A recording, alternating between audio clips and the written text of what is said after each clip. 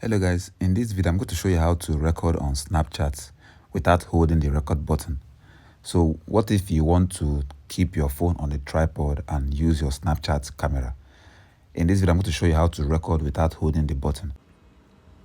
So normally on Snapchat, when you want to record a video, you have to hold the record button for it to keep recording. Let me show you an example.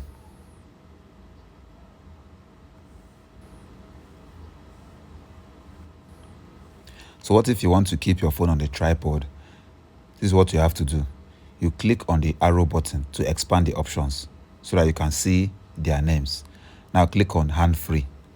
When you do that, you can now tap the record button.